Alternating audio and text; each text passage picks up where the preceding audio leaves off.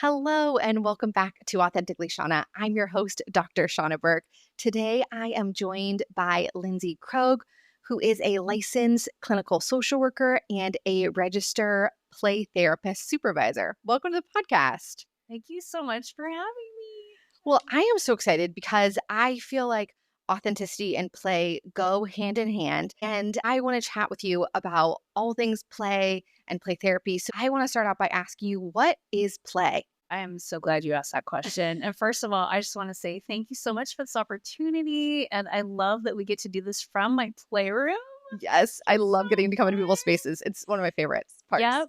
I feel like this space is where I can be my authentic self. And when I created this space for me to practice is like the healing work of play therapy. Everything that I brought into this room is intentional, has meaning to me. That's really special to me. So I'm excited that you get to feel the play therapy vibes. And that's one of the fun reasons why I love going into people's spaces is because you get to see where that person does what they do every day and how that helps to support their mission and why they're doing what they're doing. So you were asking me about what is play? Yeah, what is it? Because I think it's a word that we hear all the time, but probably have never defined for ourselves. Oh, that is such a great question. So I read a book recently. It's been around for a while, but it's by Stuart Brown and it's called Play. It's a little bit longer title, but that's sort of the main piece of it. And they talk about what play is based on sort of our evolution and like how animals play and how people play. And like a broad definition is play is really any activity that brings joy and delight. And it can be something you can do individually. So you can play by playing the guitar or walking along the beach and just enjoying being in nature.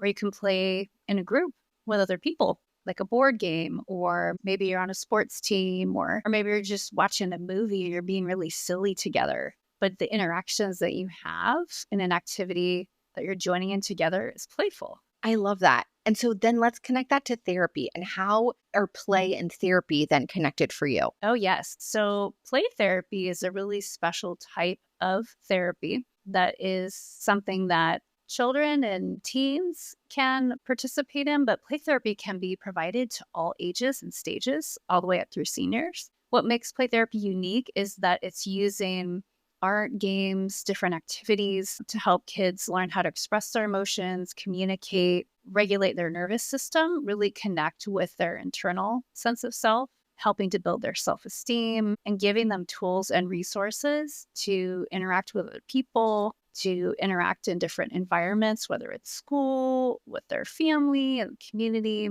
And what makes it different than just playing? So kids might be playing at home, maybe again, like racing their toy cars around or going outside and collecting leaves and rocks and stones and doing nature-based play.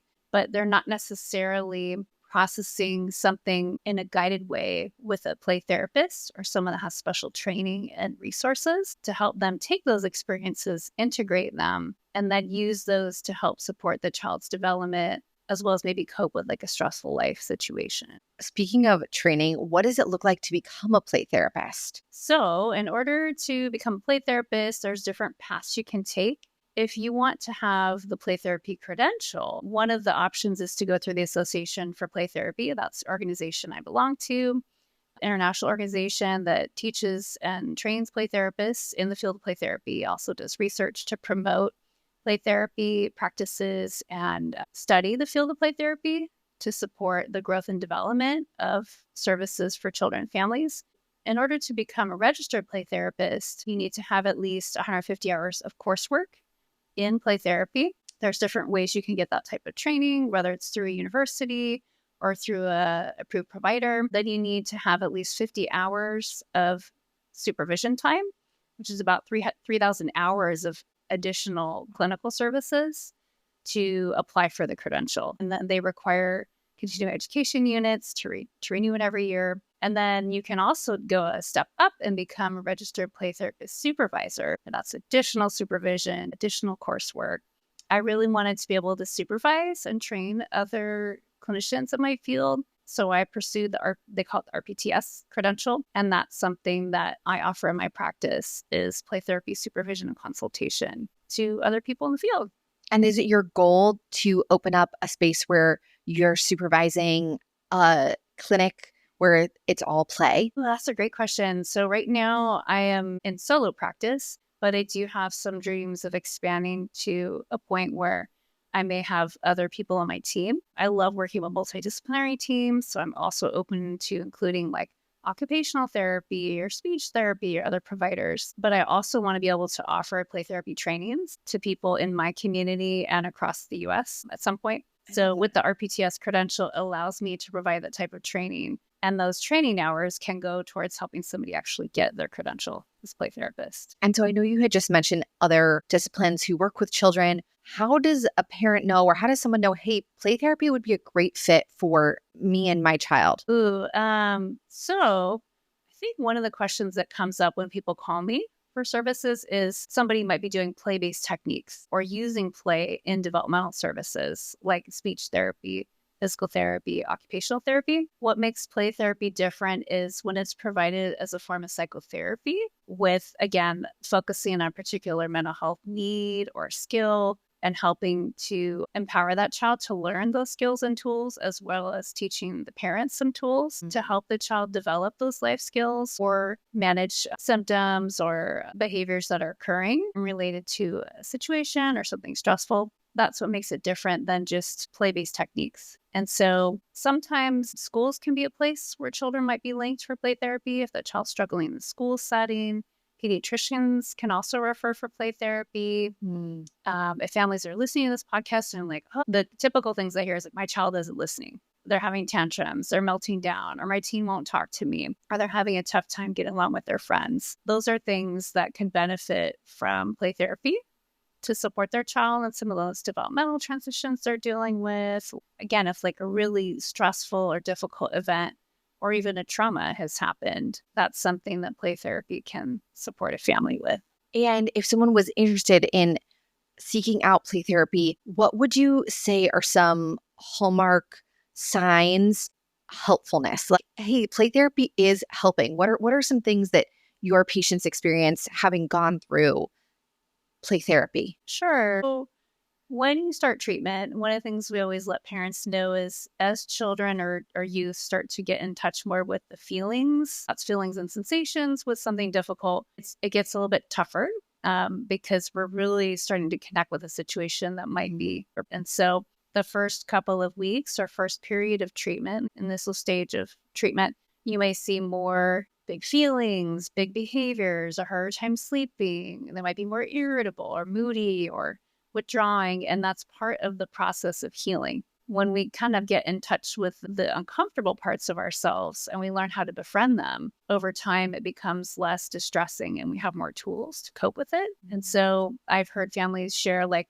even in a few sessions, like the child feels more relieved. They have a place where they can play and express themselves. Parents feel more at ease because they have someone to talk to, and it helps them feel less isolated, to kind of normalize the things that they're experiencing as a parent and just so much pressure. I feel like parents have all this information coming at them on like how you should parent and how you're supposed to do it sort of the right way. And the reality is there is no right way to parent. There are guidelines and tools that can help you understand your child's behavior and resources to empower you to respond, as well as to take care of yourself.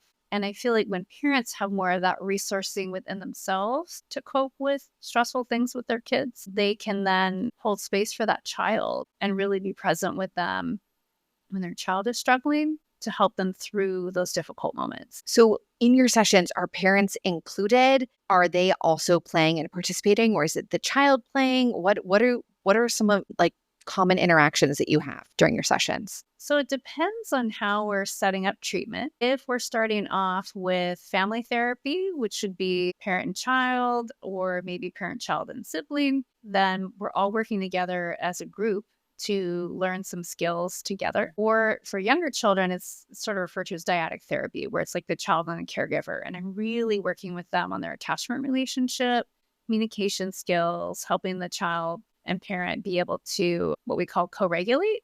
So giving the parent tools to read the child's emotional and behavioral cues, especially for children ages birth to 5, which is one of my specialties. So for meeting individually with the child, then I'm working to build rapport with that child through playful interactions and interventions to create a safe space where they can trust me and feel like they can fully express themselves with complete, like, unconditional love and acceptance in that therapeutic space. And then over time, they're learning some skills and tools that help them kind of process what's happening in their life. And with families, I think it's about building a relationship with the family is what we call a system, because everybody in the family plays a certain role and they all respond to things differently depending on their attachment style in the moment, which can fluctuate depending on the person we're talking to or the situation we're dealing with. But it's really about, I think, families feeling that connection with me as a provider, because I'm coming in and sort of joining the system temporarily, and then helping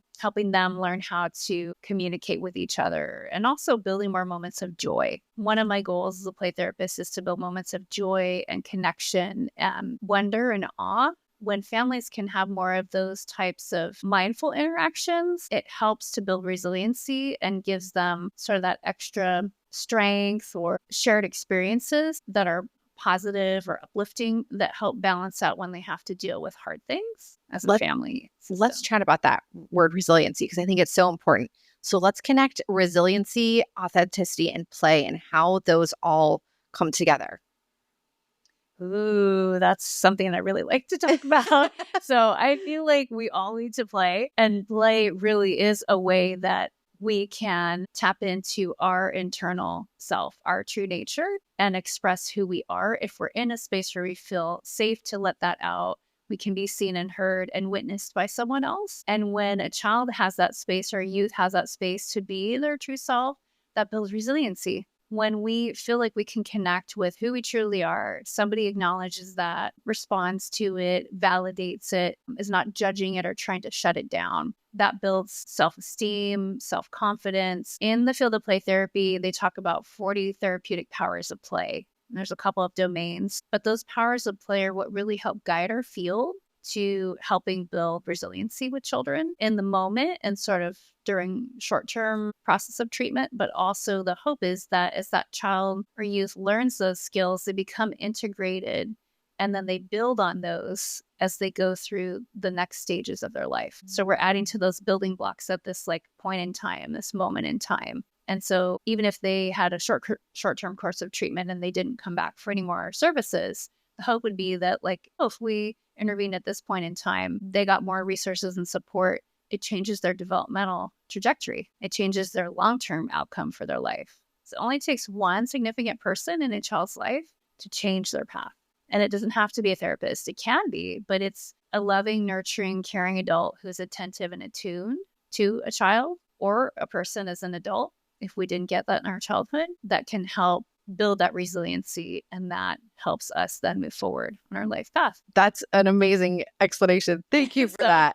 I'm getting very existential on you. No. I think that's so important to connect that, because I think a lot of times or maybe this is me, I feel like resiliency generally only applies to the body, right? And we're trying to be physically resilient. But I think there's so much to be said for emotional resiliency and how that changes throughout the lifespan. Speaking of lifespan, I want to talk about what is play throughout the lifespan, and how do you see play changing? Because you work with the really, really wee ones all the way through lifespan. So how do you see play differing amongst all the different lifespan ages that you work with? Okay, so you just said something at the very end of that before this next question that I want to tie in. Please. Because we were talking about the body. And one of the things that's so important, I think, for people to know is that the body with its sensations and sensory experiences is so important to helping build emotional resiliency. The brain and body are connected. And as we know, like Bessel van der Kolk talks about in his book, The Body Keeps the Score, that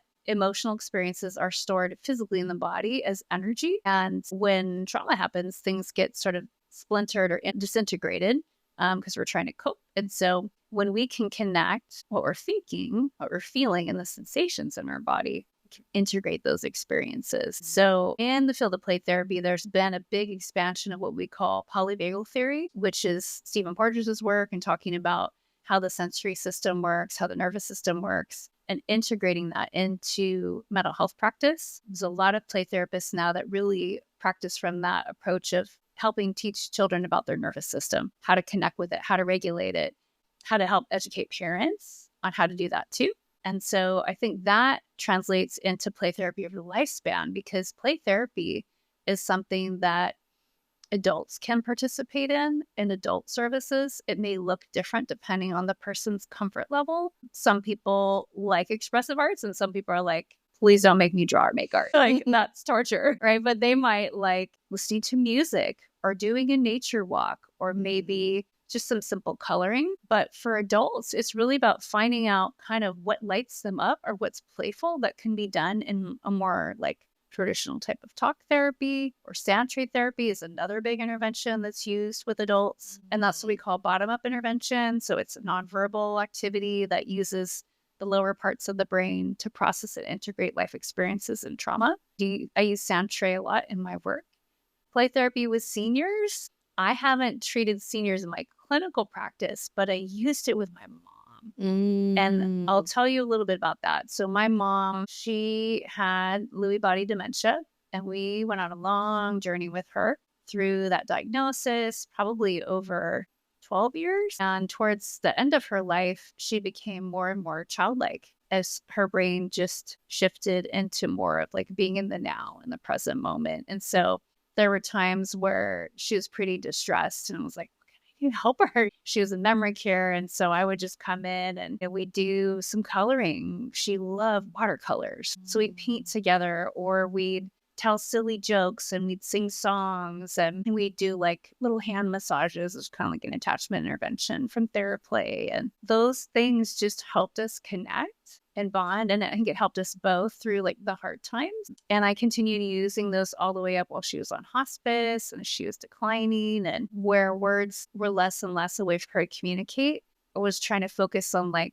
connecting with her through the body. So just the use of nurturing touch when I would see her. And that's something that was really comforting, I think, for her, because I could see her responding even non-verbally. And it was also really soothing for me, and just a way to connect with her before she passed. And it's something that I find really comforting when I'm thinking back now, because my mom's been gone a year now.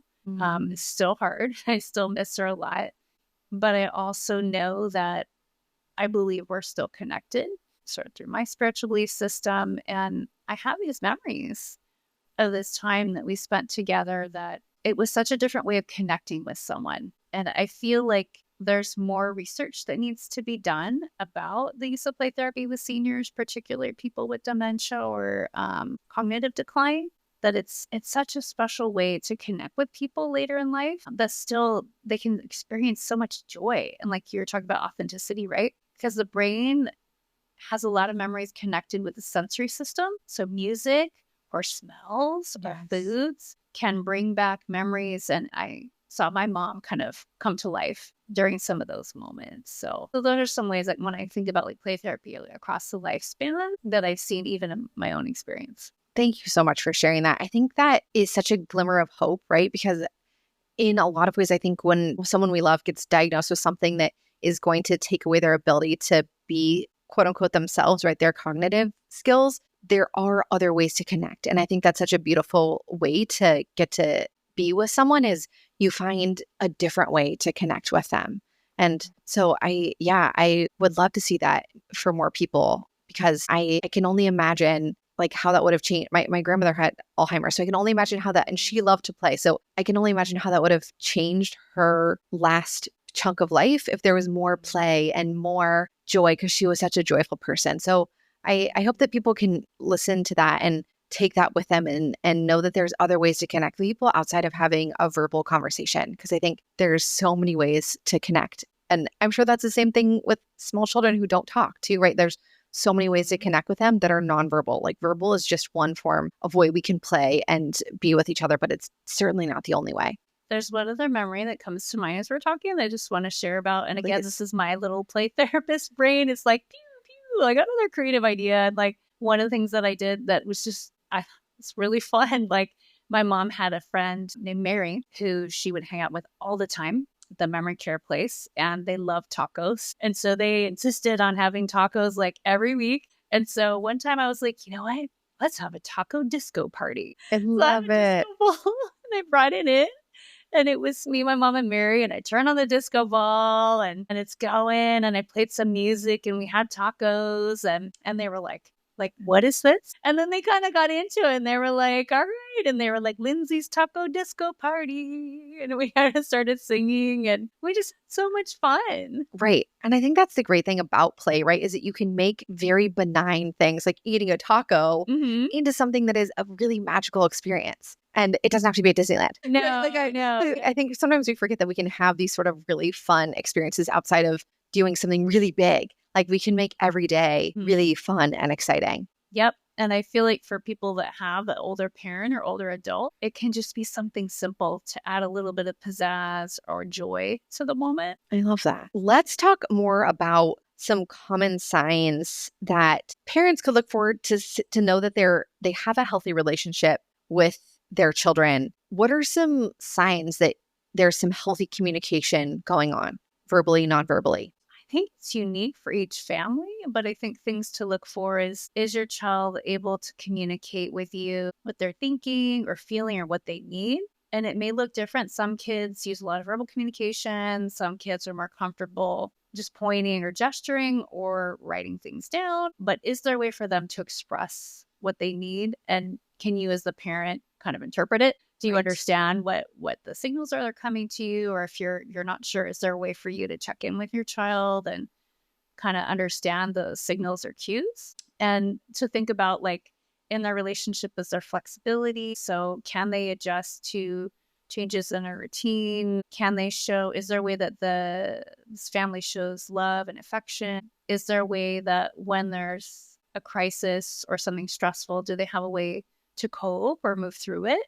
And to return to reconnecting with each other. So we talk a lot about rupture and repair in the attachment cycle. And that's all ages. That can be little kids, that can be teenagers, that can be adults. And so it's really thinking about when there's a rupture in the relationship between the caregiver and the child or the youth, how do they repair it? Do they have a way to go back and reconnect and talk about what happened afterwards once the child or person is calmer or regulated? And can they problem solve through that? Or do they have strategies to support each other, whether safe physical boundaries, emotional boundaries? And if they get stuck, do they have a way that they kind of reconnect? So I think those might be some things to kind of think about, like, how does your family do that? And that's also based on your cultural values and beliefs. Every culture has a different way of communicating what they're thinking or feeling, and also thinking about their elders and sort of respect for the elders in that tradition, as well as spiritual beliefs or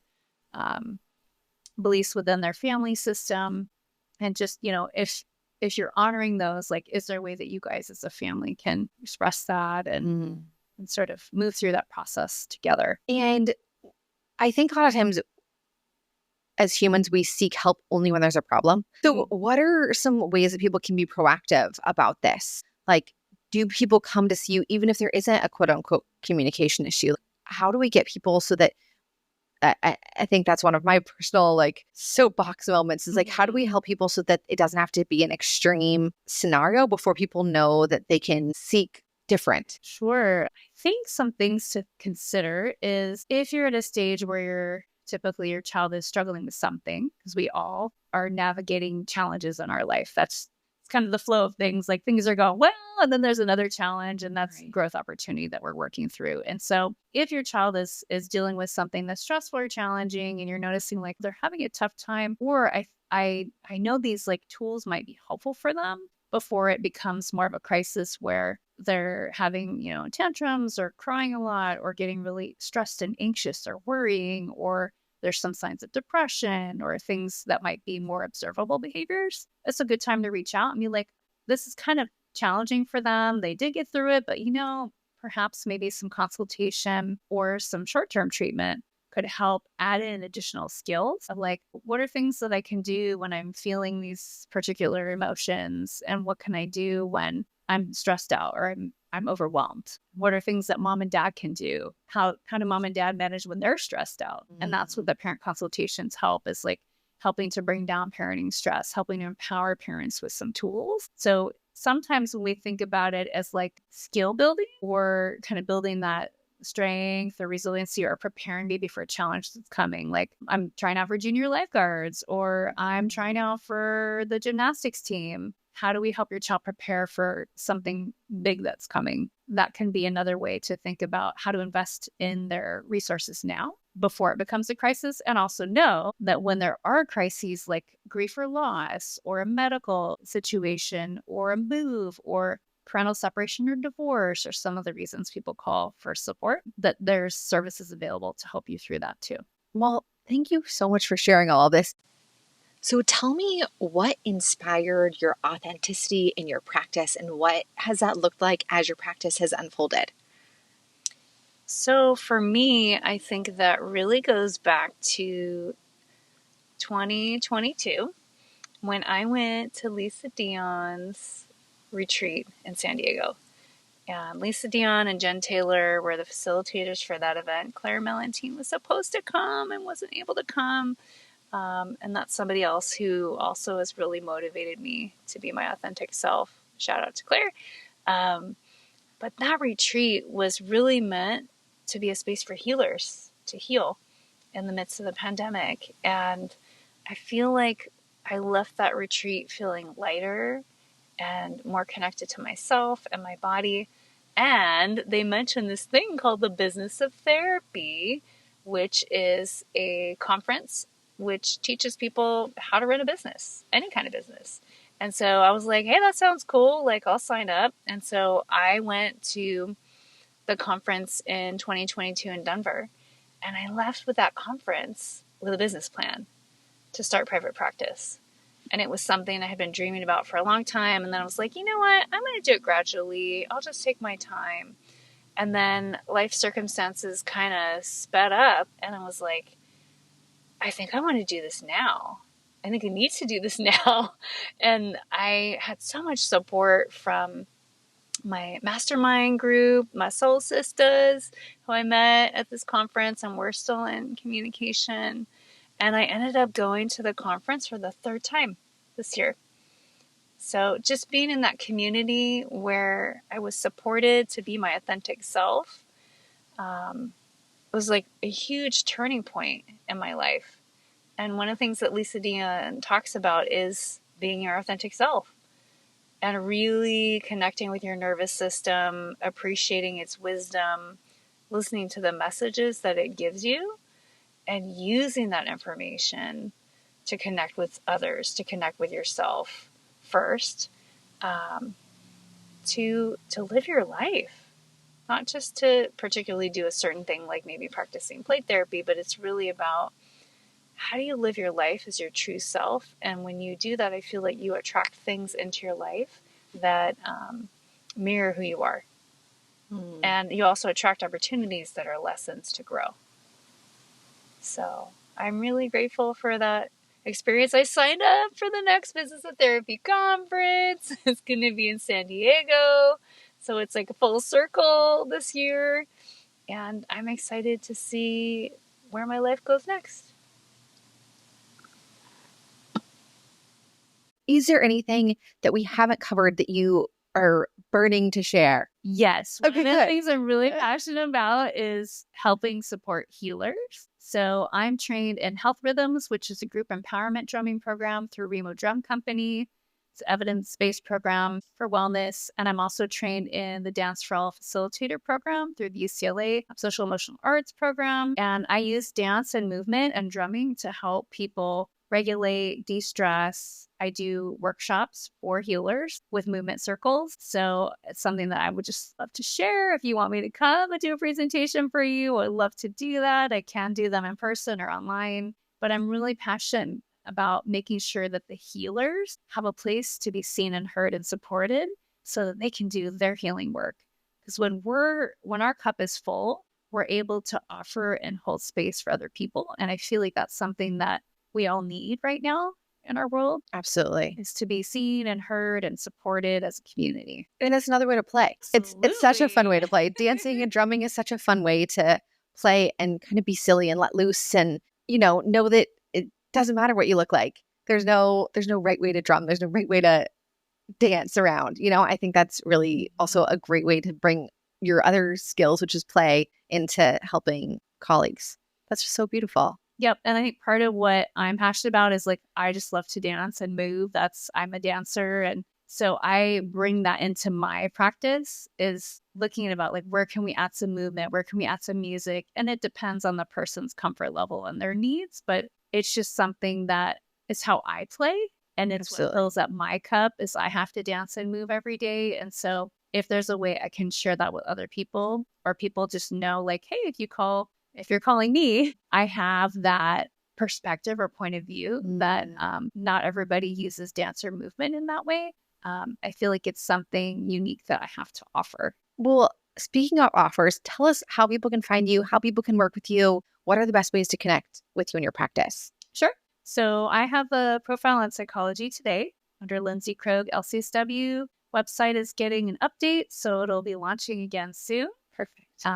Same thing with social media. I'll be launching a profile on that soon. But in the meantime, the best way is to contact me through Psychology Today. And I'm sure in the show notes, you can put ways to find me. And then I do workshops every couple of months for the movement circles for healers. And then I also offer play therapy supervision and consultation on an ongoing basis. So people are welcome to reach out to me for that as well. Perfect. So I will definitely include that in the show notes so that people have a way to connect with you and see what play can do for them. You've been listening to Authentically Shauna with Dr. Shauna Burke. The information contained in this podcast is provided for information purposes only and is not intended for the purpose of diagnosing, treating, curing, or preventing any disease.